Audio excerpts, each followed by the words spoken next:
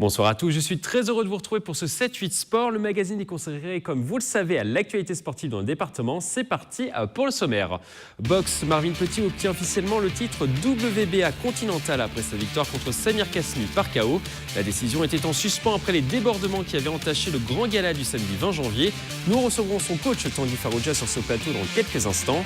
E-Sport, une grande compétition de Hearthstone était organisée ce samedi à l'hôtel de ville de Versailles. Une centaine de participants s'est affronté sur ce jeu de cartes médiéval fantastique. Les détails dans ce magazine. Handball, un grand match féminin sera programmé ce week-end au Vélodrome national de Saint-Quentin en Yvelines. Les joueuses d'ici Paris joueront leur match de Coupe d'Europe contre l'équipe norvégienne des Vipers Christensen. Zoom dans ce magazine. Coup de projecteur à présent sur les principaux résultats des Yvelinois.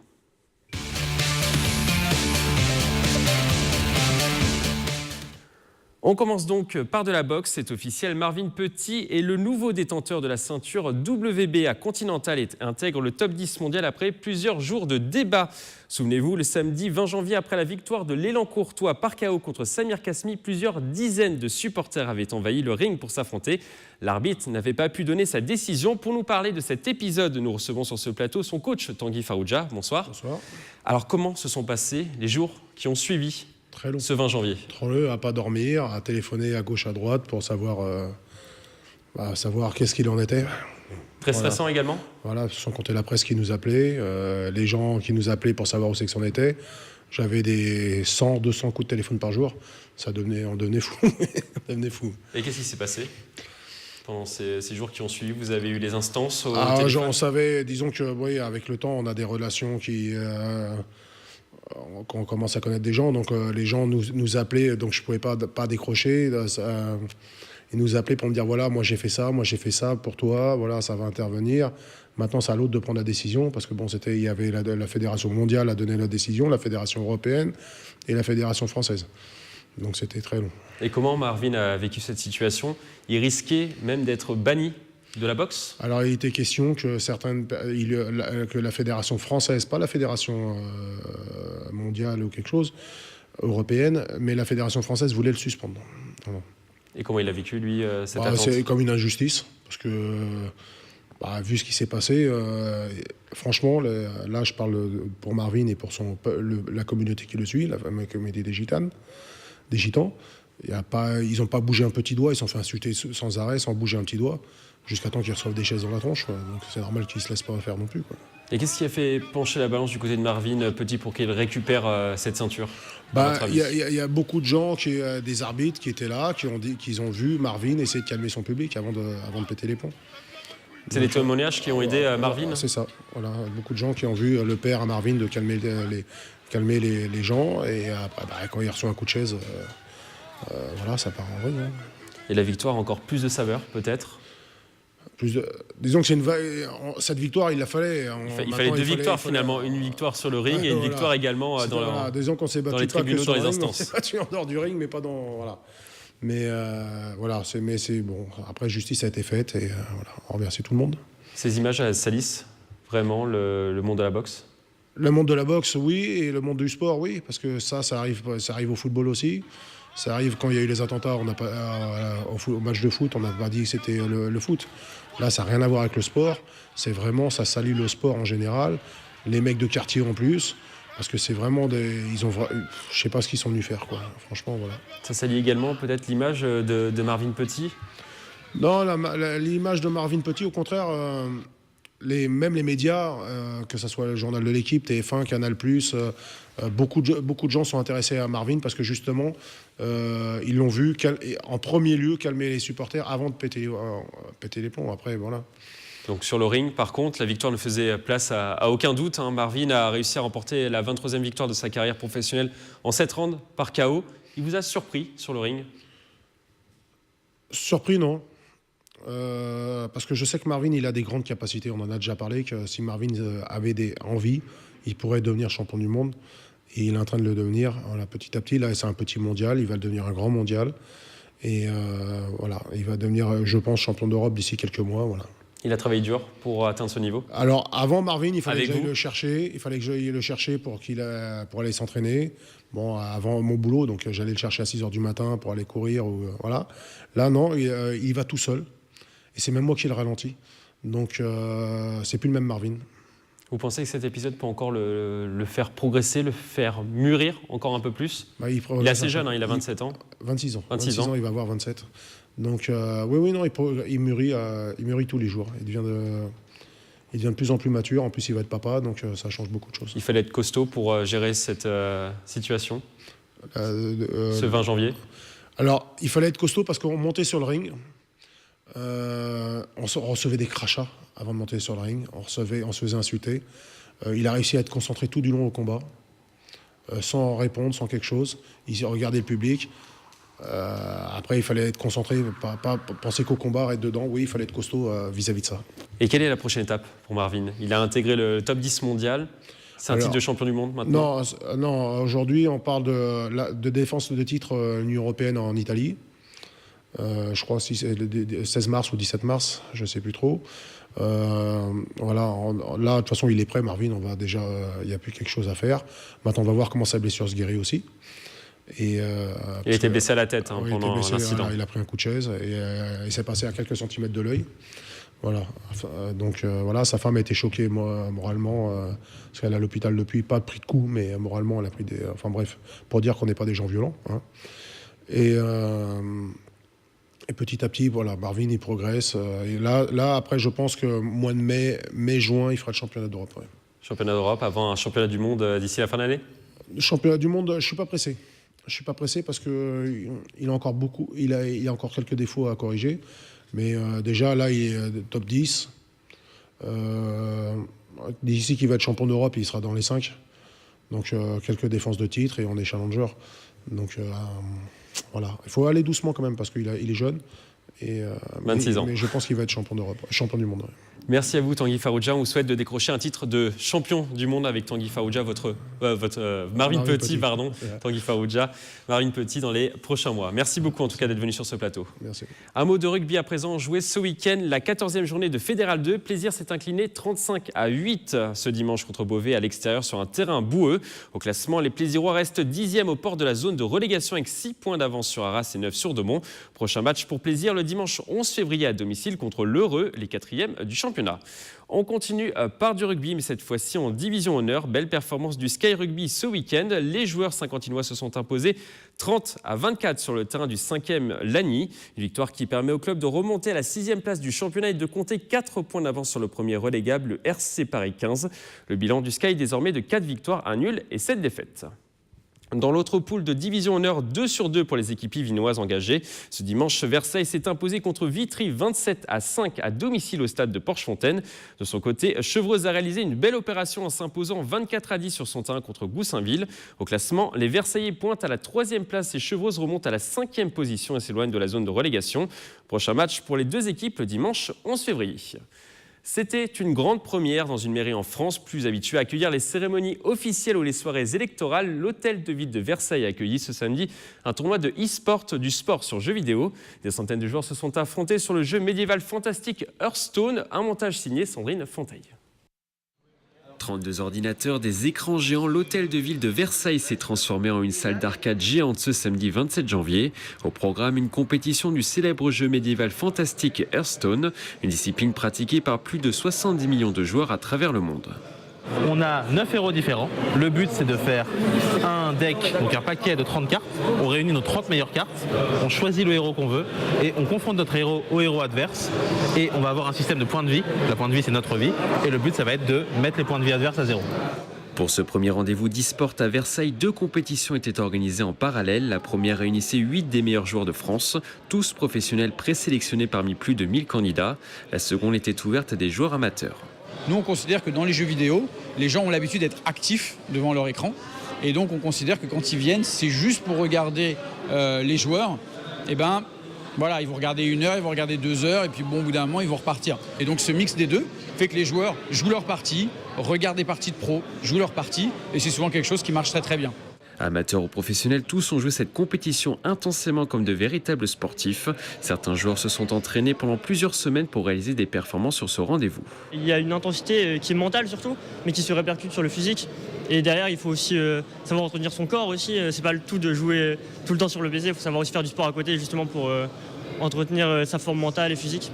Des sacrifices récompensés comme dans toutes les compétitions sportives. Le vainqueur chez les professionnels a remporté 1 000 € et des lots ont été distribués chez les amateurs. Une nouvelle édition pourrait être programmée à Versailles prochainement.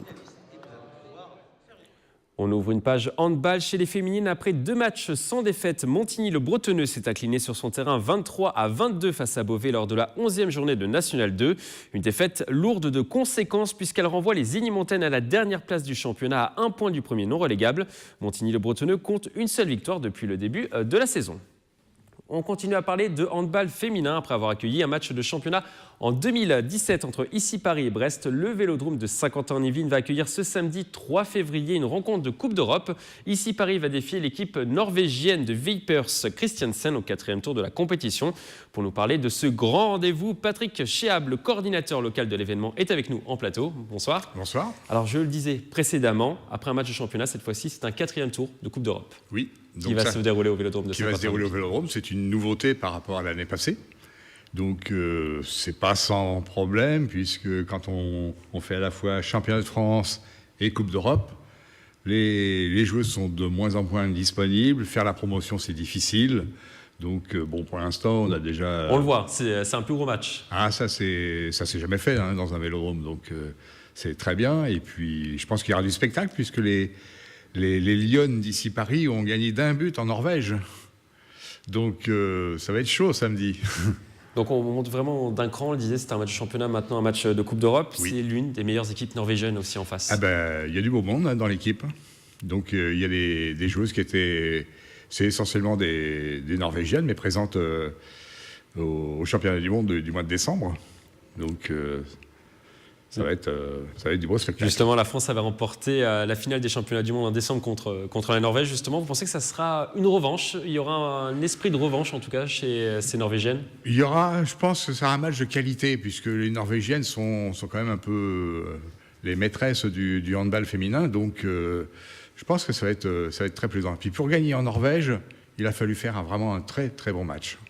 Et les joueuses se sont parfaitement préparées pour ce rendez-vous du côté d'Issy Paris. Je pense que l'entraîneur Arnaud Gandet a dû faire le nécessaire pour motiver ses troupes. Alors, l'événement avait attiré plus de 5000 spectateurs au Vélodrome de Saint-Quentin-en-Yvelines en 2017. Vous pensez qu'il y aura encore plus de monde dans les tribunes? Face à une première, c'est toujours... on s'attend à une deuxième édition, un petit peu un problème de tassement. Donc, c'est vrai que le fait d'avoir un match de Coupe d'Europe, c'est plus mobilisateur. Bon, pour l'instant, on n'est pas loin de 4000 places de vendues. Donc c'est de bon augure et puis on va bien voir. Vous allez continuer à... De toute façon, il y en a. Donner des prospectus, à donner des flyers. Des flyers, justement, et même ne serait-ce que les inondations ont parfois leur importance. Au niveau du déplacement? Au niveau des déplacements, puisque les spectateurs potentiels ont du mal à arriver sur la ligne C, quoi. Et vous attendez les supporters norvégiens pour cet événement? Alors là, je ne sais pas du tout. On verra, je ne sais pas. D'accord. Et tout est prêt à 5 jours de l'événement? Qu'est-ce qui reste à faire? Le peaufinage des détails. Des détails genre la signalétique, des choses comme ça, quoi. Pour accueillir 4000 à 5000 personnes. Oui, surtout que là, ce sera sur un match seul. Il n'y aura pas d'animation avant, donc tous les gens vont arriver au dernier moment. Donc il va falloir absorber le flux des personnes. Donc si effectivement il y a ne serait-ce que 4000 personnes, il va falloir s'en occuper. Et c'est un partenariat qui est voué à perdurer dans le temps? Tout à fait. On en est déjà à 2 éditions. On est déjà à 2 éditions, c'est prévu encore pour 2 années de suite. Donc on n'ira pas jusqu'au jeu de 2024 pour l'instant, mais c'est bien parti pour 2020, c'est sûr. Pour terminer, est-ce que vous avez un pronostic sur cette rencontre? Je vais être un peu chauvin, puisque l'équipe d'Issy Paris est 2e actuellement. Donc elles ont raté de façon très bête le match d'hier soir pour faire un match nul, alors qu'elles menaient à 10 secondes de la fin, quoi. Donc il va falloir gagner ce match. Et donc elles sont tout à fait capables de le faire. Donc un score, éventuellement, à nous proposer. Même un petit but ou 2 buts, ça va bien. Est-ce que les Lions... victoire. Voilà, une victoire. Est-ce que les Lions vont croquer les vipères de Christian Sand? On verra. Merci à vous d'être passé sur ce plateau et d'avoir répondu à nos questions. Bon courage pour l'organisation de cet événement, Patrick Chéab. Merci. Merci à vous. En football, l'OSC Élancourt fait désormais partie d'un cercle très fermé de 13 clubs yvinois qui ont réussi à obtenir le label Jeune FFF Espoir, une récompense délivrée par les instances du football français qui sera effective jusqu'en 2020 pour les catégories de jeunes U5 à U19. La remise de ce label s'est déroulée ce samedi à midi au stade Guy Boniface. Les réactions au micro de Nicolas Dandry. Une grande fierté. La récompense du travail accompli par tous, que ce soit le bureau, les dirigeants, les joueurs. On espère qu'il y a des joueurs qui sont déjà chez nous restent, soient fidélisés par ce label, que ça amène aussi d'autres joueurs, des clubs alentours qui se disent à choisir entre un club ou un autre, prendre plutôt celui qui est labellisé. Le club créé en 1991 compte près de 600 joueurs de la catégorie U5 à U19. Ils sont encadrés par près de 80 dirigeants et 18 éducateurs. Du football, on passe au badminton. Dernière journée du championnat régional ce dimanche 28 janvier. Élancourt a réussi à accrocher les barrages pour éviter la descente au niveau inférieur. Un nul face à Fontenay-le-Fleury, une victoire face à l'équipe de Rueil-Malmaison suffit aux badistes élancourtois. Récit de cette dernière rencontre par Nicolas Dandry. Elles ont apporté le match de la victoire. Les Élancourtoises Mélanie Huguen et Anaïs Pointillard ont remporté leur double. Le score de 7-0. Ce succès permet aux volants d'Élancourt d'accéder au barrage de maintien en division honneur. On n'avait pas le droit de perdre, donc c'était un match qu'on ne devait pas perdre. Donc, pour pas redescendre en R3. Sur les 8 rencontres face à l'équipe 2 de Rueil-Malmaison, Élancourt a remporté 6 matchs. Les Élancourtoises ont œuvré pour 7 victoires. Seul bémol, les 2 simples masculins, Axel Tadier et Nicolas Monplot, ont concédé chacun une défaite.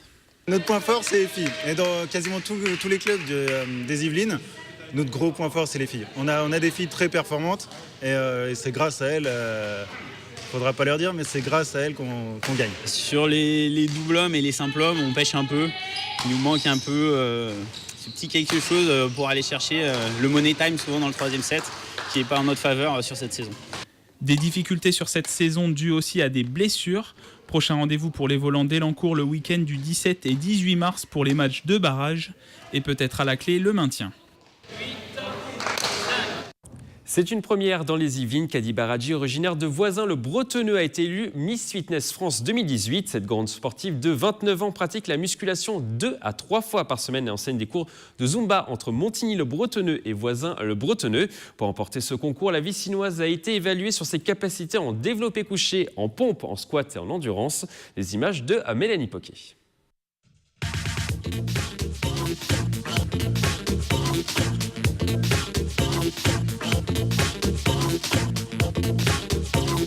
Une vraie force de la nature, à 29 ans, Kadi Baradji réalise en moyenne de 25 heures de sport par semaine et peut soulever jusqu'à 80 kg. Des performances qui lui ont permis de devenir Miss Fitness France à Créteil en novembre dernier. J'avais vraiment envie de me dépasser et d'arriver au bout et de me dire j'ai fait tout ce que je pouvais, que je gagne ou pas en fait, d'être allée au bout de moi-même dans une compétition où c'était pas mon domaine en fait.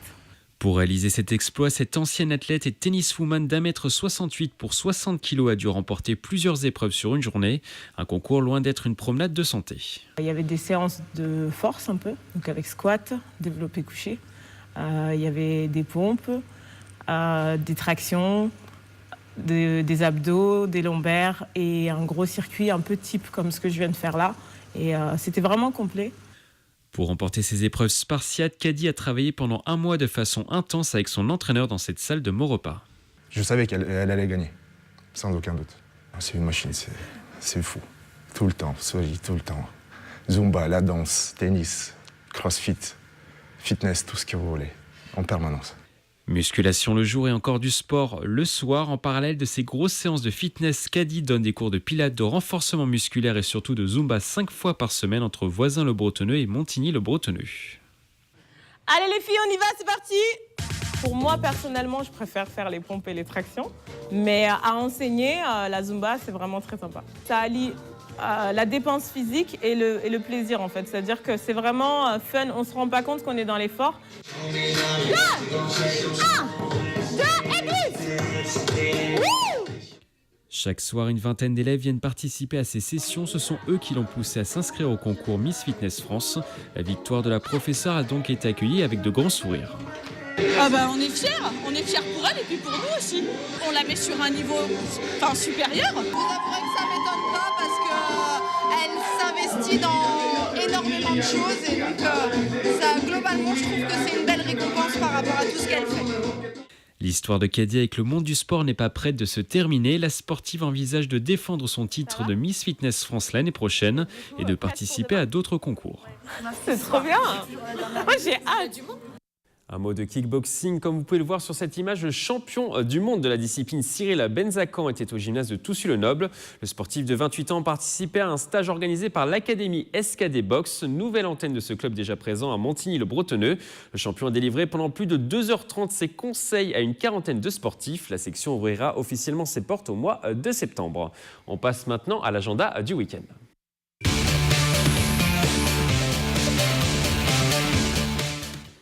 On commence cet agenda par de la course à pied. Le 37e cross de la Sablière est organisé ce dimanche 4 février à Viroflay entre la forêt de Meudon et Versailles. Près de 1000 coureurs sont attendus pour ce rendez-vous. Pour nous parler de cet événement, nous recevons sur ce plateau le président de l'USM Viroflay, Jean-Pierre Rouillet, et deux autres organisateurs, Sylvain Fresnel et Pascal Gallois. Bonsoir. Bonsoir. Alors, le cross de la Sablière, c'est ce dimanche. Est-ce que tout est prêt, président ? Je pense que oui.